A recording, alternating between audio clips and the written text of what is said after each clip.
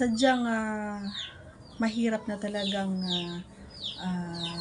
makaranas or makaramdam ng ang mga nasa 45, ganyan, 50, na yan ang edad. Totoo yun dahil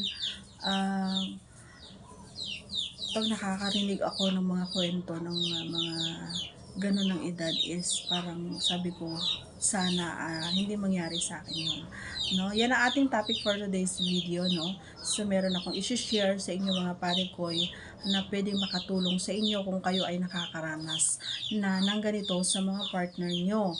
Ayan. So, pero bago natin umpisahan, ako po si Baby Hunter 16 at sa mga hindi pa nakasubscribe sa ating channel, maaari lamang po paki-subscribe at pakipindot ang ating tiny notification bell para ma-update po kayo pag meron po tayong mga new upload videos. Ang video ito ay para lamang po sa may bukas ang kaisipan at may malawak na pang unawa. Pag ikaw ay wala nito mga parikoy, maaari na lamang po mag-skip at mamili ng mga videos na nararapat po para sa inyo. Okay? So, our topic for today's video is concern. Ayan. Concern ako doon sa nag-PM sa akin kasi sabi niya, mula nung nagkaedad na raw, yung partner niya is talaga naman nahirap na siyang mapabasa.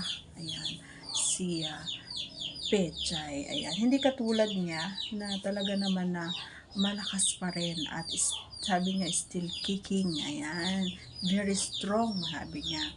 So, gaya ng mga past vlog ko mga pare ko, yun hindi pare-parehas. Ayan. Kasi may mga lalaki din ang nahihirapan, diba? Nahihirapang magpalabas, nahihirapang magpatigas, nahihirapang pigilan yung mabilis na paglabas. Ayan.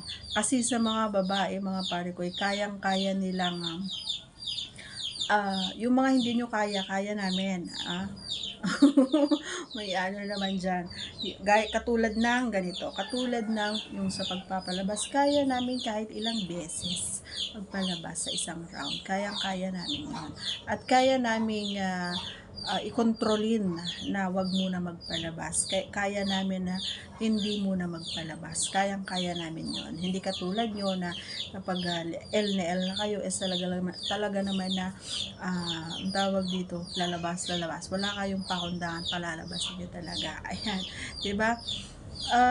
Actually parang alam niyo yung mga naririnig ko, totoo yata, pero alam niyo mga pare ko, may makakatulong sa inyo at ito yung subukan nyo, wala namang mawawala, lalo na kung ikaw ay may partner na open-minded, 'di ba pare ko? At sana nga yung partner mo is open-minded kasi mahirap din minsan yung mga bagay na itinuturo ko is syempre iisipin mo ay hindi naman siya ganyan, masyado siyang meticulosa, ganyan. Masyado siyang maarte, gano'n, 'di ba?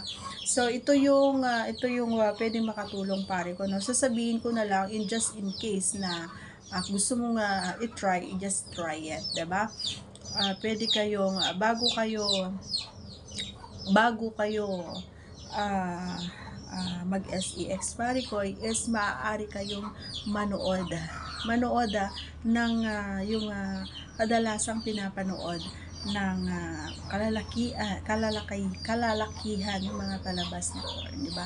Yun, pwede kayong manood parehas, sabay kayong manood bago nyo gawin or bago kayo magpagbalik. So, ang kagandahan kasi nito pagdating sa mga open-minded is hindi ka mahihiya na magsabi sa kanila, no? So, dito pumapasok yung communication. Ayan. So, hindi ka nahihiya na magsabi na mahal, sweetheart, darling, lalabs, diba? Manood tayo nito, baka diba? Para subukan natin yung mga ganun lang, mga pahapyaw lang ba. Kasi once na ang babae kapag nakakapanood ng mga, di ba kahit anong edad, di ba masyado silang pag nakakarinig sila pagdating ng mga ganun na kwentuhan is talaga naman na nag-e-enjoy sila, di ba?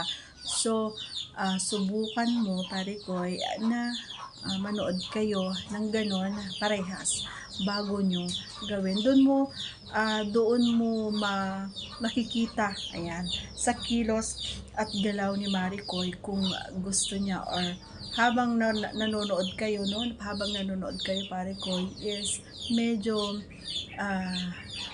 hawak-hawakan mo yon si Pechay niya. Malay mo ay nadadala na siya doon sa pinapanood nyo. Yan. Isang way yon, Maricoy, para magising yung sinasabi mo na nahihirapan ka na mapabasa, or nahihirapan ka na magising, kumbaga yung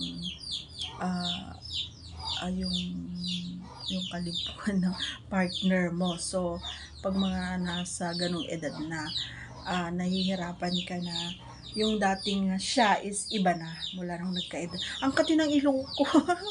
Ang kati, guys, hindi ko alam kung bakit. And then